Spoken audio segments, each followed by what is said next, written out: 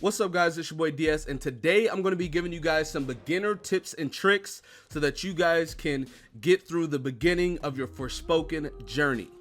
Now these obviously are going to be some things that a lot of new players may not know, but if you've been playing the game for a while you might know. But even if you have been playing the game for a little bit, you might not know all of these things, so make sure you guys watch to the end. The first thing I want to talk about is make sure you look everywhere. Forspoken is an open world game, and in being an open world game, a truly open world game, there is a lot of different stuff to find and uncover. From going to ruins or open fields, it doesn't matter where you are, chances are there's going to be something for you to find and acquire. Now I know some people may not want to play like that. They might just want to go from point A to point B and do specifically what they want to do. But I still advise you guys to look around and find things, because a lot of those things will be necklaces, cloaks, upgrades, mana. There's so many different things that you can find looking around the world that it is definitely worth. Talking about the open world, one thing I need you guys to make sure you do is to get mana anytime you see it. Trust me, I know how easy it is to see mana off in the distance and be like, I'll get it later. But I highly advise you guys, whenever you see mana, doesn't matter where it is, you should go get it. It's going to allow you to get your upgrades a lot faster, and it's going to allow you to become a lot stronger much quicker than you would if you don't get the mana. Yeah, it's easy to think, oh, well, if I missed a couple of mana, no big deal. But if you keep telling yourself that, those 3 or 4 mana are going to turn into 30 and 40 eventually, and at that point, you've missed an entire upgrade. And the more you play the game and the more mana you skip, the more upgrades you're going to miss out on because you didn't get it in the first place. The next thing I want to talk about is the Shimmy spell. If you guys didn't see my Shimmy spell video, I talked about how great that spell is. Well, there's another thing you guys might not know. Whenever you use the Shimmy spell, it will give you back 1 diamond worth of stamina every single time.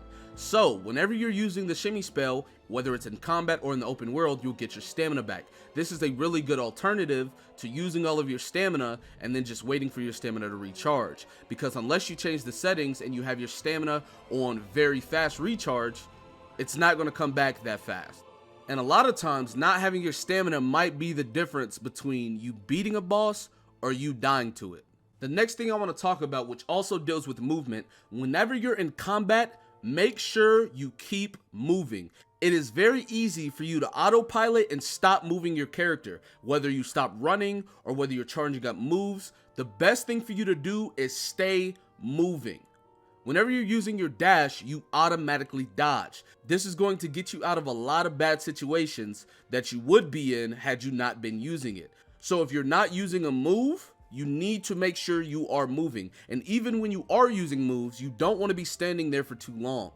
Now keep in mind, while you're running, whether in combat or not, you will be losing your stamina, and that's where the Shimmy comes in. If you're using Shimmy in between your moves, you won't lose any stamina, which is going to allow you to run farther whenever you need to, and also allow you to dodge as much as you need to as well.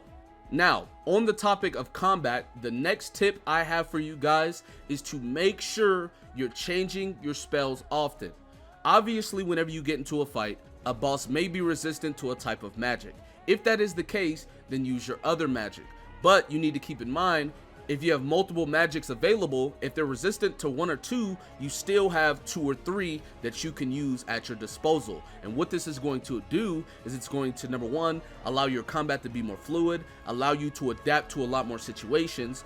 But since you're going to have multiple different magic types, if you are switching your magic, it will allow you to use a lot more support spells than you would have if you're only using 1. Keep in mind, let's say 1 magic has 7.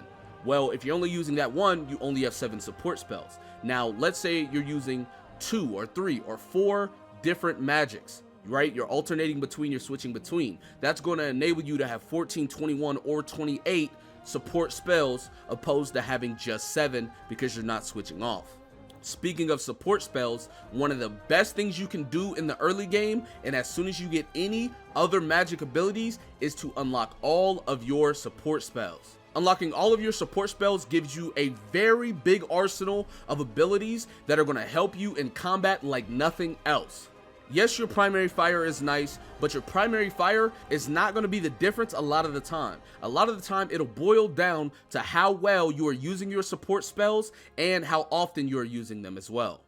Now, the last tip I have for you guys is to make sure whenever you're leveling up your gear, you're not leveling up gear you know you're not going to use. And what I mean by that is, if you go look at my gear, you'll see I have the No Limits Cloak, which attack boost when healing item is used. So anytime I use a healing item, I get an attack boost for a little bit. That's a really nice boost. And then as you see this necklace right here, enemies can be knocked to the ground more easily by attack magic triggered during parkour.